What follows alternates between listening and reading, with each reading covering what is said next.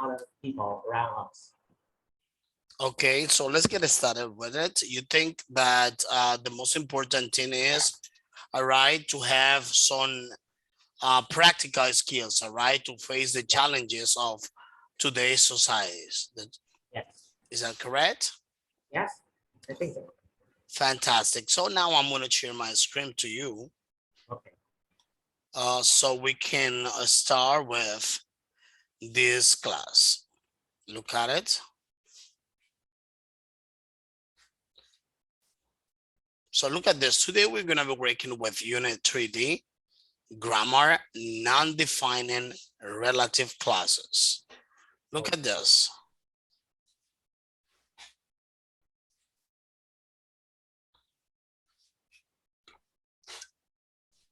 So then now we are going to be, start with reading this test. We are going to read the test about about Ted Ingram.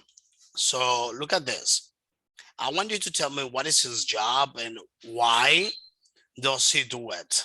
Okay, let's start reading it and let's understand and analyze what's going on with him. okay, okay. I will read it.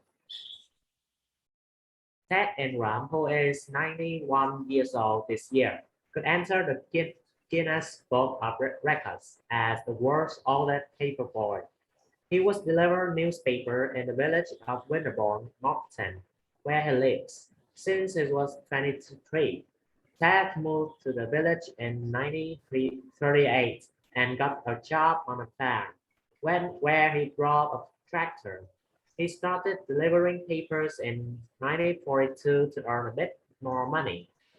The 91-year-old, whose wife died 12 years ago, loves his job as it allows him to meet the neighbors and have a chat.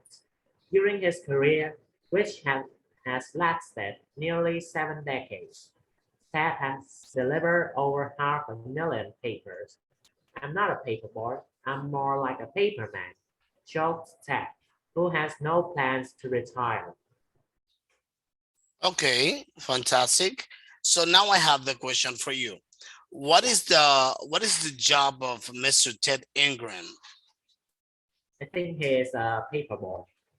Say it again one more time. I'm sorry. Wait. Yeah, he is a paper boy. Okay, and why is he doing this job, or why was he doing this job, or he decided to have this profession or this Yeah, occupation? I think uh, mm, when he started to do it, he just want to earn a bit more money. But during his career, he loved have chat with his neighbors. Okay, that is correct. So let me ask you something. Here, this is the point number 2. I want you to look at it. Yeah. So we are going to reread the test again, and we are going to do the following. We are going to ignore, okay? We are going to ignore the relative clauses, all right? Then the Yeah. relative clauses that are in red. So I want you to listen to this. I want you to read it again. And then after that, I would like you to notice if it makes sense. So then you're gonna tell me if it makes sense for you, all right? Okay. Without relative clauses, of course, all right? You are going to Mhm. skip using, you're going to avoid using relative clauses, and you will jump up to the next word without using the relative clause. So let's Okay. find okay, the idea of this is just to make sure if it really makes sense. As you know, there are some cases that you can skip the use of the relative clause. In some cases, well, obviously you need to do it. Let's see. Yeah. Okay. Ted Ingram could enter the Guinness Book of Records as the world's oldest paperboy. He has delivered newspapers in the village of Winterbourne, Moncton, since he was 23. Ted moved to the village in 1938 and got a job on a farm. He started delivering papers in 1942 to earn a bit more money. The 91-year-old loved his job as it allowed him to meet the neighbors and have a chat. During his career, Ted has delivered over 500,000 papers. I'm not a paperboy, I'm more like a paperman, showed Ted. Okay, the big question is here. Did it make sense for you? Yeah, Did I you think so, but I did think you it's find did you find this strange? no, I don't find it strange. Okay. I just think I think these relative clauses just to make this more detailed and easier to understand. That's right. This is what I wanted to tell you. Especially, like you said, it makes it more detailed, easier to understand. It's kind of like you're trying to rectify it, all right? Yeah. The reference of maybe the place, the person, or the thing you want to emphasize, all right? And that's pretty much Yes. it. So let's continue now. Look at there. I am going to show you, all right? So I want you to let's read the learn this box and choose the correct word to complete the rules. I want you to use the relative clauses in red in exercise 1 to help you. Look at this one. This is the exercise 1 right here. Sorry about that. Yeah. Okay, Okay. so there you can see these relative clauses in red, like who, where, whose, etc., etc., etc. So there we are going to use it right here. So, but I'm going to show you how. Look at there. So first, let me explain this to you before we do this exercise. So let's talk about non-defining relative clauses. So it's very important to let you know that a non-defining relative clause comes immediately. Okay. So then what is going to be your choice? Before or after a noun? What do you think? After now. Okay. So after a noun, that is right. And it gives us information about the noun. The very important. It's always important to consider that the relative clauses always gets us information about the noun, especially in its structure, usually in the predicate of the sentence. Okay. Keep this in mind because as it's after, okay, a noun, meaning that is Okay. gonna be usually I can tell you in the predicate of a sentence. All right. Okay. So number 2, it adds extra information to the sentence. And for you, what is gonna be the right choice? Make I sense think or does not make sense without it? it makes sense. Okay, let's see. That's why it makes sense. Because the intention of this, all right, is to add extra detail. But in order for you to add extra details, all right, or Yeah. extra information, obviously mandatorily has to make sense. Otherwise, it's going to be a jumble. You know what is a jumble? Well, jumbo. No, Yeah. I don't know. Well, I'm gonna tell you what a jumble is. A jumble is a mix up of so many things together, and then there's like no organization. Okay. Then that's why you need to, and this is something I've been telling you, right? Like especially when I was talking about, do you remember the last time? I don't know if you remember that or I did I manage to talk about like the connections of idea when you're trying to talk? I think Yeah. so. Yeah. Yeah. You can say it. Yeah, I think before I have told you in regards of the connections of idea. And then the best way for you to connect ideas is going to be through relative clauses. But Yes. sometimes, all right, not necessarily, you are going to use the relative clauses and your sentences are going to make sense. Something I want to let you know. Well, I think I spoke about that before. So there will be some cases that you are not going to use the relative clauses um because it's informal English. It's like the spoken English we speak all around. So maybe I find you at the supermarket and I talk to you, hey, you know I wanted to buy the thing I found, I found there. I wanted to buy the thing I found there at the supermarket. Maybe I could have say I wanted to buy the thing that, Yes, that I but found at the supermarket. I skipped Yes. the relative clause. All right. All right. However, is that gonna be a mistake? Not at No. all. However, but when it comes to spoken English, it's something very common. Understand that?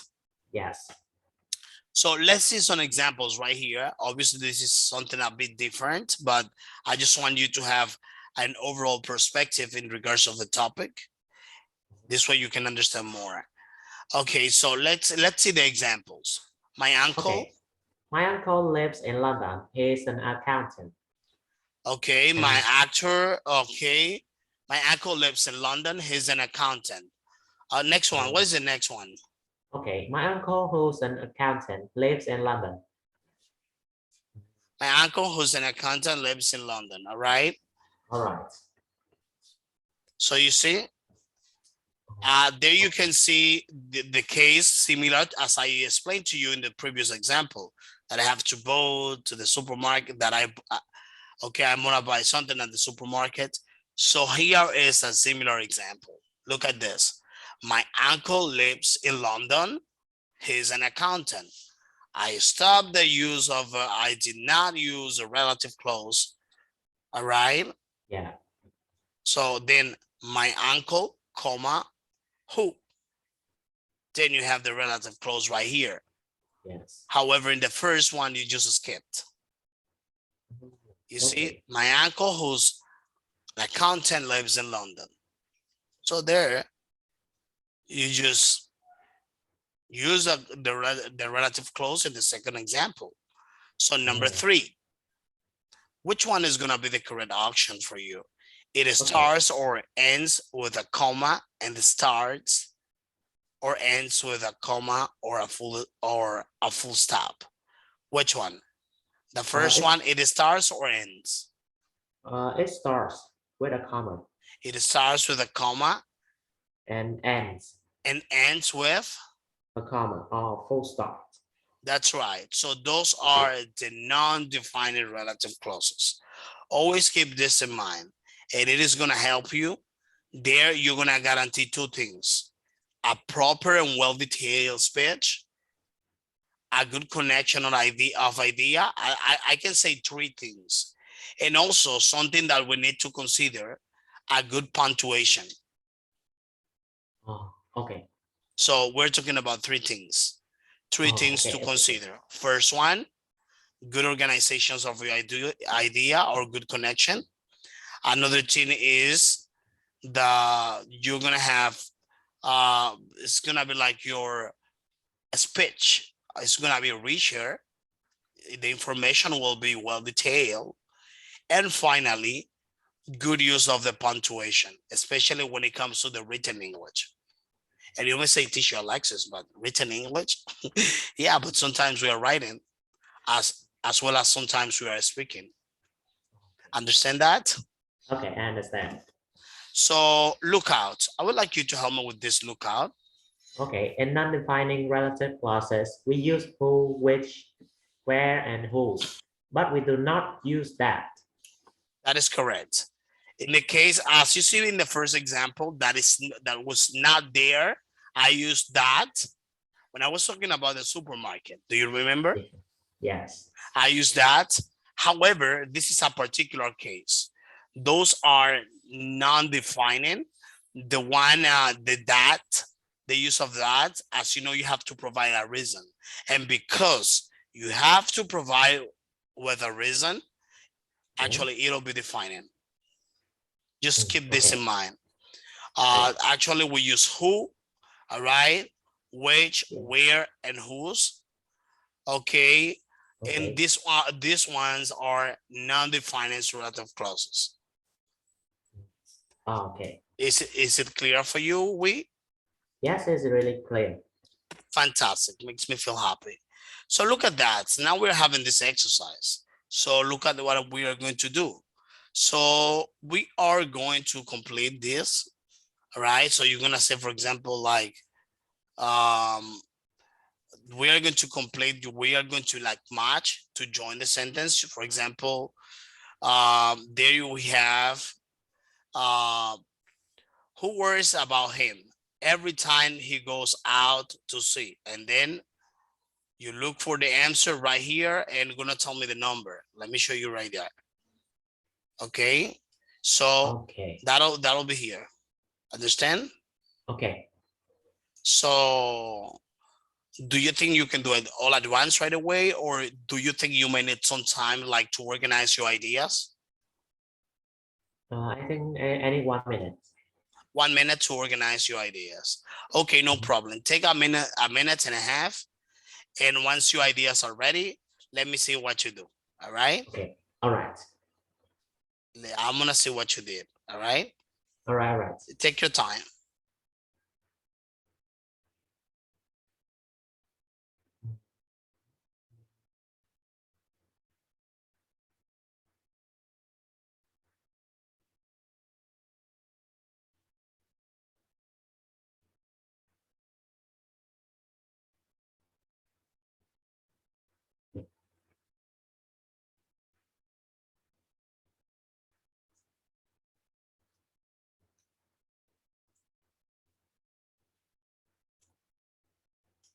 All right.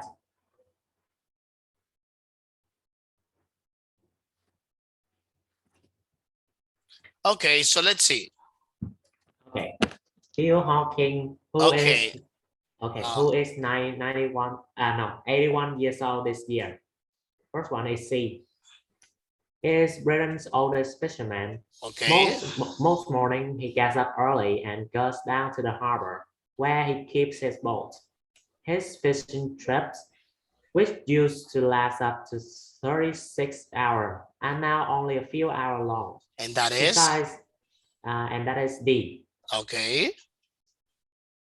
Besides being very old for a fisherman, there are other things that are unusual about Bill. First of all, he can't swim. His wife, who worries about him every time he goes out to the sea, is A. Says, say, Yeah. That's right. Okay. Fantastic job. Good job. So something I like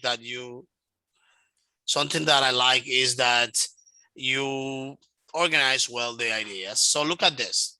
So now we are going what we are going to do is the following. We are going to combine two sentences to make one complex sentence. All right. So here you will need to to use your imagination. All right. So I think now you're gonna think a bit more than what you did before in the previous exercise. So you're going to combine two sentences to make one complex sentence. Include the information in the second sentence as a non-defining relative clause, either at the end or in the middle of a new sentence. Okay. Look at there, for example, my sister wants to be a vet. She loves animals. So then you have the other one, the example right here. Look at that. My sister who loves animal wants to be a vet. But there you have the commas. Don't forget the punctuation, as I told you before. So then you will need, like, when you talk, you will need to pause, like, my sister, then you pause, who loves the animals, wants to be a vet. Remember that is more spoken English than written. And obviously when you write it, you're going to take this into account, but I just want to, when you speak, I want to listen these pauses, these commas. All right. Okay. All right. Let me see what you do. Okay. Need time, or do you need time, or you can do it all at once? I think I will do it. I will try to do it. So I love that. Let's see. Okay, number 2, my aunt, who is a lawyer, earns a lot of money. Okay, so repeat it again one more time. Okay, my aunt, who is a lawyer, earns a lot of money. My aunt, who is a lawyer, okay, earns a lot of money. Yeah, I think that's fine. That's good. Love it. Sounds good. Okay, let me see the other one. Okay. I'd like to go to Africa where I can work in a national park. Yeah, that's right. Okay, I Yeah. feel the pause. Now continue. Okay. Her daughter, who lives in France, works in a laboratory. It's kind of like I feel less the pause, the comma. I'm not saying that spokenly. I'm not saying like spokenly you are not using it. It's like uh my okay. For example, Okay. my friend who works in a lab, and then you pause, and then you continue. Understand that? Okay. So I'm try not to good do it at one more this. time. Yeah, Because if you I'm do it not. all at once, then it's like what I want you to make sure of is like the way, even it is written or spoken. So the rule is going to apply in both aspects. Okay. Try to do it one more time, please. Okay. Her daughter, who lives in France, works in a laboratory. I think it's better. Was more pose, all right. Yeah. So next one. Okay. He loves his job, which involves dealing with the public. Okay. Okay. Next. Last summer, I visited Thailand, where my cousin lives. Okay. Next one, number 7. Okay. Math. Sorry. uh, okay. Matthew, whose mom is a translator, wants to be an interpreter. Interpreter or interpreter.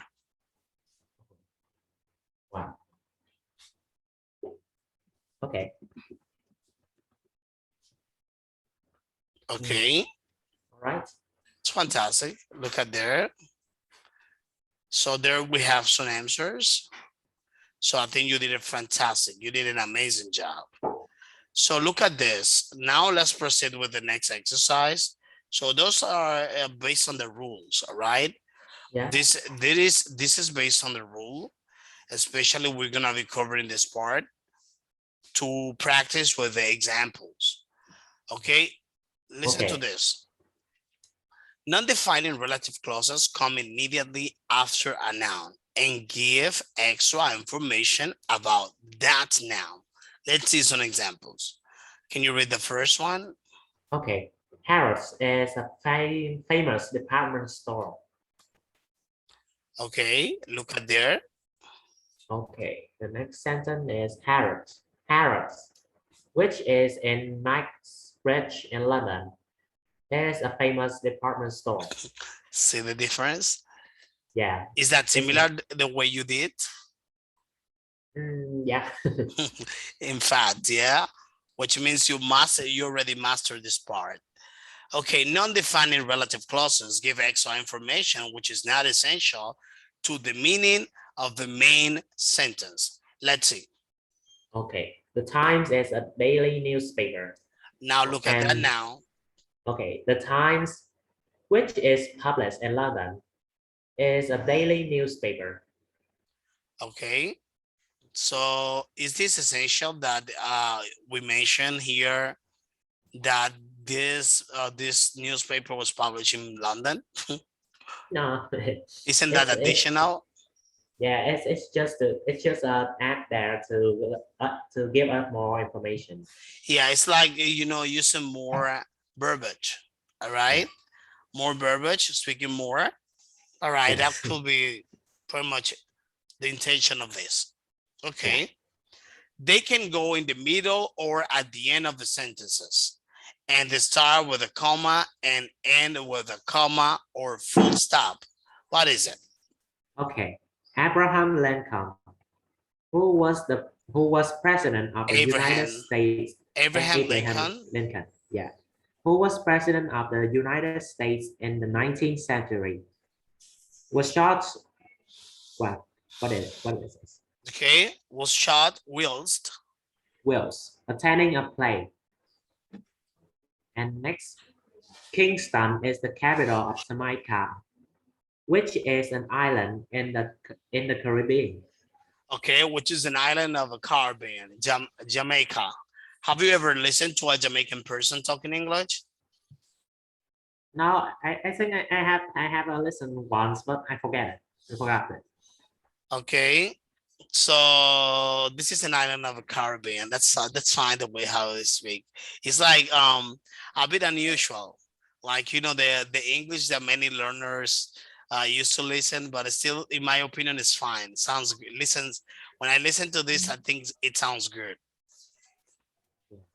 I know it's a common English that you listen, maybe like because many learners they are used to listen to um American English and you know, like British English or Canadian, but especially I like the way how they speak.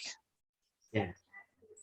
It's unregular, but you know, it's irregular, but you know, I think they do it nice. So, Yes. well, like we said before, non-defined and relative pronouns are different depending, okay, depending whether they refer to people, places, things, or possessions. I think you already know that. Okay, Yes. for people, who for people, where for places, which for things, whose for possession. We cannot omit non-defining relative pronouns, and we cannot replace who or which with that. Understand this part? Okay, I understand. Okay, so if you're gonna talk about, okay, who, so it's referring to persons, all right? If you refer about that, so you can use it, but especially more when it has to do with things. So just keep this in mind. And sometimes very informal with people. Okay. So look at this. Give me a second. I want you to combine two simple sentences to make one complex. Well, that was similar to what we did before, Let's combine sentences to make one complex. And then I want you to include a non-defining relative clause, either at the end, in the middle of a new sentence. Look at that. Look at the example. My sister works for British Airways. She is a flight attendant. What do you think? Okay, can you read the example so that you can complete it? Okay. My sister who works for British Airways is a flight attendant. Okay, so now the next one, number 2. My aunt is a famous scientist. Her laboratory is a Cambridge University. Okay. My aunt, whose laboratory is at Cambridge University, is a famous scientist. Oh, nice. That one was good. Love it. Okay, number 3. The head office of my dad's company is in Oslo. Oslo is in Norway. Okay. The new, no, sorry. The head office of my dad's company is in Oslo. Oslo, which is in Norway. Okay, Oslo, which is in Norway. Yes. That is correct. And let's continue with number 4. Our accountant is retiring. I've known him for years. Okay. Our accountant, who I've known for years, is retiring. Okay. Fine. Number 5. I'm applying for a job in Glasgow. My cousin lives there. Okay. I'm applying for a job in Glasgow, Glasgow, where my cousin lives. where my cousin lives. That's right. A friend helped me to get this job. His mother is an IT consultant. A friend whose mother is an IT consultant, helped me to get this job. All right. I think you did it very well. It was actually your connection of ideas was fantastic. I think you mastered this topic. So that we can see like the answers. We can see the answers over here. Look at this. So I want you to add non-defining relative clauses to this story to make it more interesting. Look at this. I am going to read it, of course, as it is there, and then you're gonna do it as it is supposed to be there. All right, with the non-defining relative clauses. Okay, on 1st June, Dan Smith went for a job interview with a large company. The interviewer looked at his CV and asked some questions. Dan told her about his previous job, then received a letter and showed it to his wife. He got the job, but he wasn't happy with the salary. So sad. He wasn't happy with the salary, but you understand that, right? Yes. Okay, so now organize your ideas and show me your potential doing this exercise. Okay.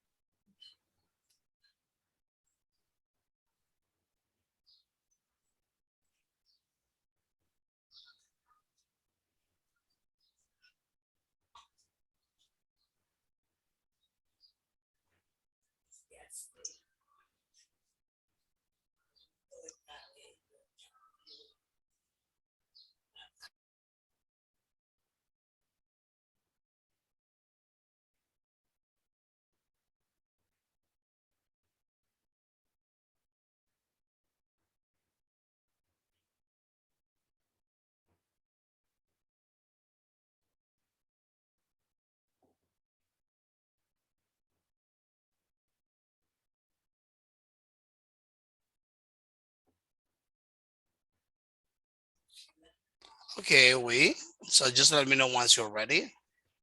Okay, okay.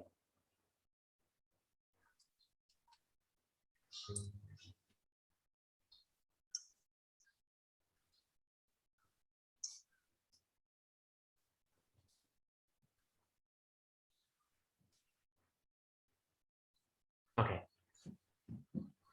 Okay, okay. I think I'm ready. Okay. Okay, I'm ready. On 1st of June, Dan Smith, who was 95 years old, went for a job interview with a large company.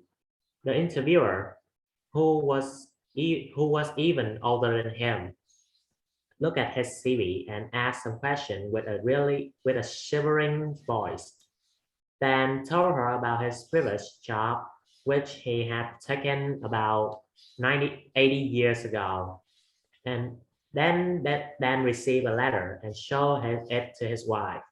He got a job which required a really high qualification, but he wasn't happy with the salary, which cannot help him with the rest of his life. Okay, which can you say which cannot happen with the rest of his life? The last part? Which couldn't. Oh, which couldn't happen. Okay, sounds good. You did it very Yeah. well. I think today, I don't know, it's kind of like in this lesson. Well, you always do nice, but today I feel very satisfied because you are connecting your ideas the way it is supposed to be. So look at there. So then as we read the story, which is the most interesting part of the story for you? Hmm. To me, I think that the second one that I read, I think is quite interesting because as I have said, Dan Smith is 95 years old, and the interviewer even older than him, and I cannot imagine who who is 100 years old and have a job as an interviewer. Oh my God. Something funny, all right? Yes. Something funny at the same time. Then wait, let me just tell you. So Yeah. let's continue. So we're gonna be talking about the homework that I want to give you. So look at this, especially what I want you to do is to complete this. Well, I remember anyway. So I remember that you do not use the book, something I Yes. remember here. But anyway, I can give you your speaking homework as I usually do. All right, Yeah. look at what I want you to do. So I would like you to talk about, if you want, you can write it. That's gonna be fine. I would like you to write it about telecommunication, all right, especially media there in Vietnam. Do you understand what I mean? I'm talking about television shows. I don't know if maybe you are the kind of person who watches television shows and all that, but I'm talking about television shows or maybe any popular, let's say talent show, whatever you want. All right. I want you to talk about that. But in the context of this, maybe you can tell me about any type of television show that in Vietnam that I don't even know. All right. And then you're Okay. going to use the relative clauses in the context of this conversation. You are going to write your outline. Remember the commas. Don't forget it.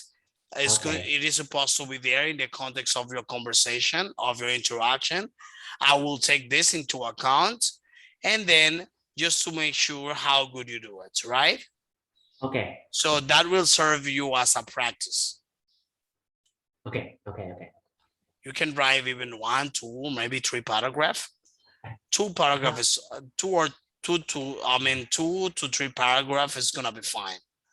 All Okay. right. All Because right. obviously you're gonna be talking about a TV show or a Vietnamese program that I don't even know.